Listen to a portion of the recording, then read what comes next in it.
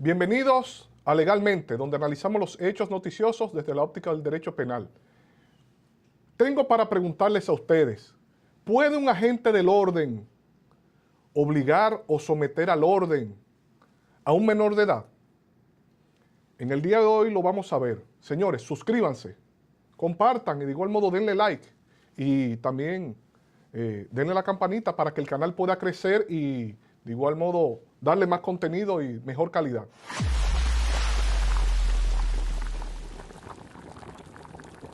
En el día de hoy, como le dije anteriormente, vamos a ver un video. Brevemente les voy a explicar qué vamos a ver. Un AMED está tomando, o mejor dicho, incautando motores. De la única manera que puede realizar esa tarea conforme el Tribunal Constitucional es si no tiene seguro o no tiene matrícula. Eso significaría que no serían el dueño y seguro no tiene el permiso legal para poner en riesgo a los demás sin cobertura. En tal sentido, de esa manera estarían autorizados a incautar los motores.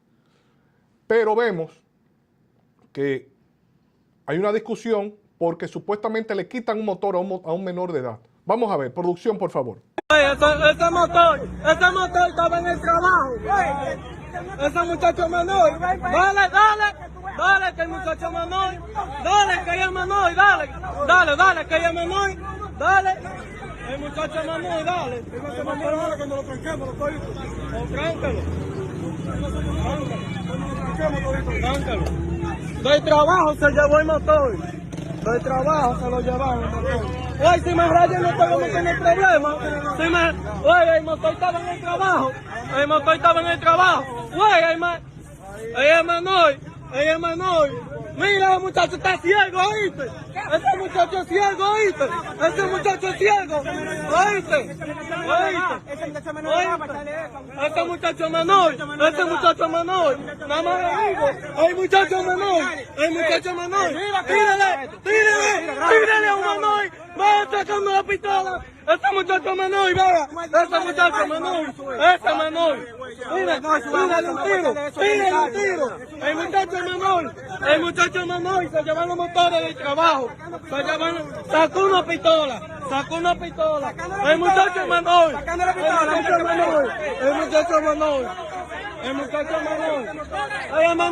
Ella es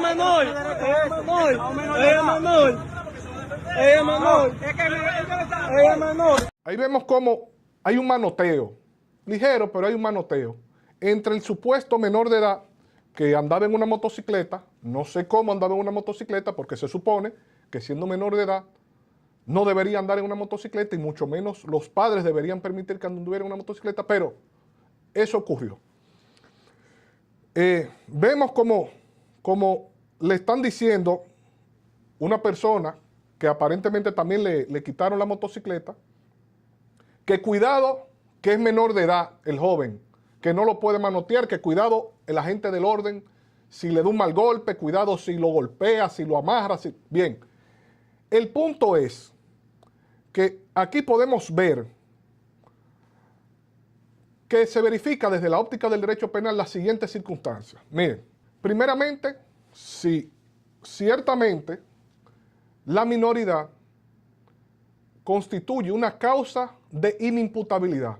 ¿Qué significa eso? Como anteriormente ya hemos explicado, la inimputabilidad es la falta de comprensión del contenido de la norma y como el agente infractor, o sea, el que está violando la ley, no comprende la norma, en este caso por un factor biológico valorativo, porque la biología le impide a las personas que tengan menos de 13 años, la ley presupone una falta de comprensión de la norma.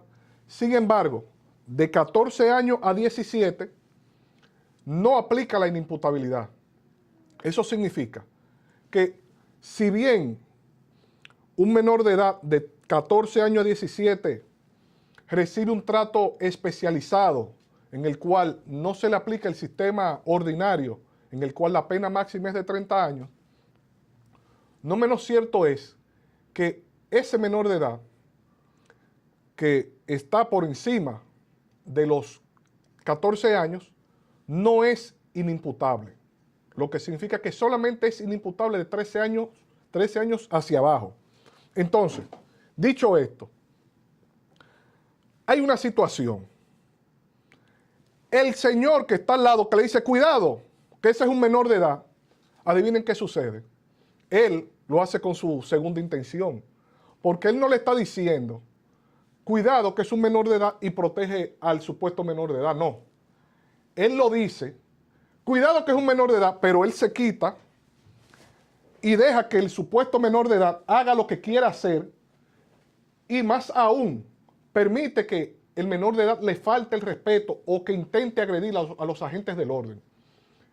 ¿Qué se deriva de eso? ¿Qué se puede observar en la psiquis de esa persona que en este caso lo vamos a llamar el incitador o el instigador? El instigador lo que persigue es que por medio del dominio de la psiquis, en este caso, de un menor de edad, él lograr lo que por acción o por manos propias no puede hacer, porque es lo que está calculando. Como yo soy adulto, si yo me muevo mucho, me meten preso o me dan un mal golpe, pero él, al utilizar como instrumento al menor de edad, es lo que está calculando que al él dominar la psiquis o incitar la psiquis del menor de edad, él va a lograr que los agentes del orden sean amedrentados o sean atemorizados. ¿Qué sucede cuando una persona utiliza a un menor de edad como instrumento o lo instrumentaliza para la realización del ilícito? Hay dos posibilidades. Uno es que sea un autor mediato. El autor mediato, a diferencia del instigador, domina no solo la psiquis, sino domina el cómo se va a ejecutar el delito. Sin embargo, esa ejecución del autor mediato se ve posible o se hace posible por tres razones.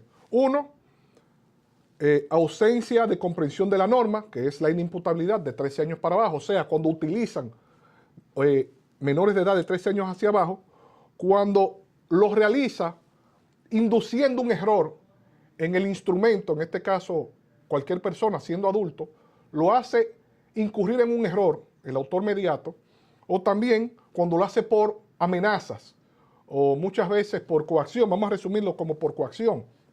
Eso significa que, por ejemplo, la persona secuestra a la familia y le dice, mira, si tú no robas el banco, mato a la familia. Esa persona no está obrando por voluntad propia, está obrando por obligación inducida por el autor mediato. Ahora bien, en este caso, el tipo que sale al lado diciendo, cuidado que es un menor, cuidado que es un menor, es un incitador o instigador. ¿Cuál es la diferencia entre incitador e instigador? Otra, que el incitador participa en el delito como cómplice, mientras que el autor mediato como coautor. Aunque en República Dominicana la figura de la coautoría no se encuentra verificada como tal en el Código Penal, en el proyecto de Código sí, que lo estamos esperando con los días contados, se necesita la aprobación de ese Código Penal 911. Atención, legisladores. Esta es una de las figuras que no se encuentra presente en el actual o en el viejo Código Penal, que prontamente, si se aprueba el nuevo código, estaría contemplada la autoría mediata, siendo el autor mediato coautor, mientras que el instigador es cómplice. Este joven, cuando le dice al menor de edad, cuidado que es menor, o sea, porque lo está vociferando por dos razones, para que lo oiga la autoridad y para que el propio menor de edad se excite, se envalentone, y al envalentonarse enfrenta a la autoridad y crea una crisis. Y él, calculando con eso que iba a llevarse el motor, está realizando la instrumentalización de un inimputable por medio de la presión psicológica o la instigación, teniendo la particularidad de que si el menor de edad hubiera incurrido en el delito, el menor de edad, por ser un instigamiento, y si realiza el delito, al él no tener menos de 13 años, le corresponde una pena por debajo de 8 años. Pero este sujeto, que ha sido el instigador, le correspondería, no se le aplicarían circunstancias atenuantes, no se le aplicaría ninguna comunicabilidad de circunstancia atenuante, eso en caso de que fuera por debajo de 13 años, que fuera un inimputable, a él no se le aplicaría la figura de la inimputabilidad, porque si tuviera 13 años o menos, esto lo decimos porque no sabemos la edad del joven, presumimos que es más de 14, más de 13, pero puede tener 13, puede tener 12. Pero asumiendo que tenga 13 años, el joven no tendría responsabilidad alguna. Por tal, estaría dentro del sistema de la inimputabilidad y en tal sentido no le correspondería pena, pero al instigador no se le comunicaría esa circunstancia atenuante, o sea, no se le contagiaría y en tal sentido tendría que responder por el delito de instigador o por el delito de cómplice, porque tampoco tiene la figura de la instigación en el Código Penal Dominicano, de cómplice del delito de golpes y heridas. Si bien el delito de golpes y heridas no prevé la figura de la complicidad, porque sería o quien ataca, en este caso es nuestro criterio que sí aplicaría la figura de la complicidad de golpes y heridas, porque está instigando, está afectando la psiquis del sujeto activo. Ahora bien, esos agentes policiales que se veían frente a ese joven, ¿qué debieron hacer? ¿Cómo debieron actuar? Bueno, lo primero que debió hacer el agente del orden fue darle una orden, valga la redundancia, al sujeto activo, en este caso al supuesto menor de edad, tomando su arma de reglamento en mano, apuntándole, sí, apuntándole, y diciéndole, levante las manos, o de igual modo diciéndole, deténgase, tírese al piso. Automáticamente la gente del orden da una orden, valga la redundancia, le está hablando el Estado. Es propio de sus tareas de agente del orden dar órdenes al ciudadano, más cuando se encuentra en estado de agresión hacia la autoridad. Si ese sujeto, sea menor de edad, sea adulto, no acata la orden, el agente policial se encuentra facultado de hacer uso de la fuerza. ¿Qué tan fuerte puede ser la intervención o el uso de la fuerza?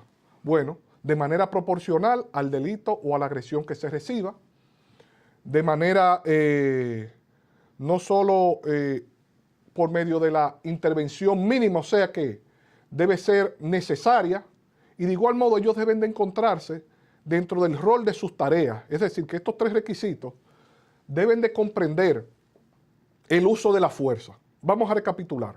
Debe ser una intervención mínima, eso significa que solamente sería lo necesario.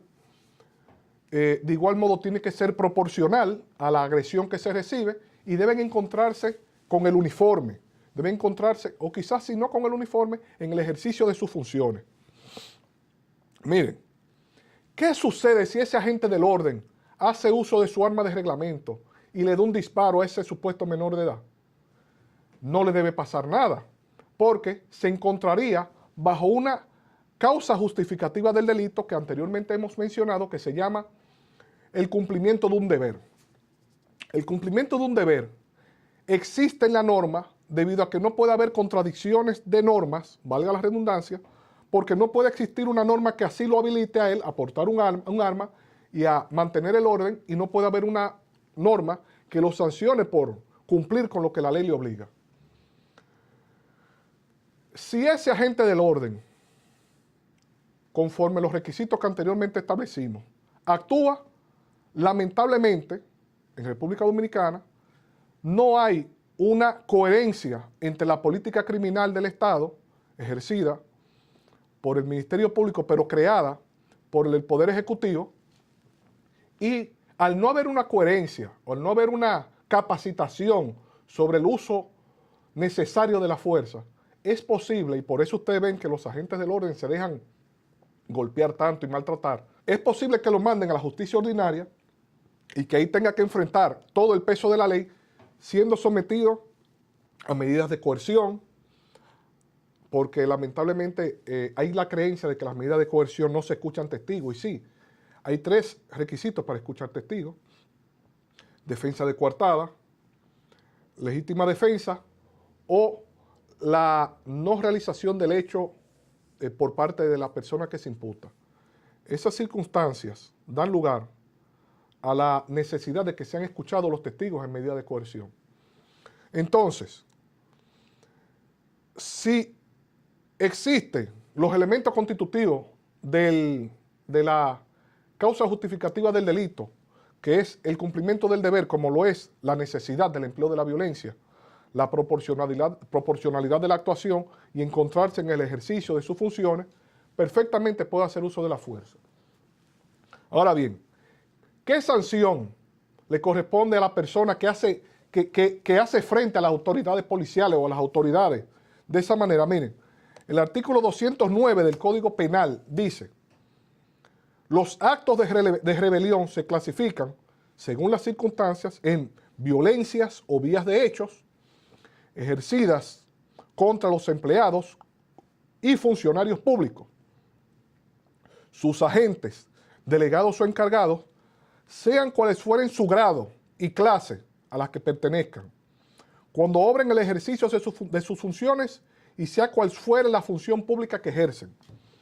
Dice aquí: el acometimiento o resistencia efectuada por más de 20 personas dará lugar a que se impongan a los culpables pena de reclusión. ¿Y qué es la pena de reclusión? La pena de reclusión es la de 20 años de trabajos públicos. En tal sentido, los golpes y heridas que se infieran a unos agentes del orden en el ejercicio de sus funciones se castigarán con la pena de trabajos públicos, de igual modo conforme al artículo 233. En ese caso del 233 es para lo que le causen la muerte. Señores, hasta aquí la entrega del día de hoy. Espero que les haya gustado. Suscríbanse, de igual modo denle like y compartan, porque la información que compartimos aquí lo que busca es que ustedes no caigan presos o que de igual modo no pierdan dinero. Señores, gracias por seguirnos. Hasta la próxima. Espero que les haya gustado. Feliz día.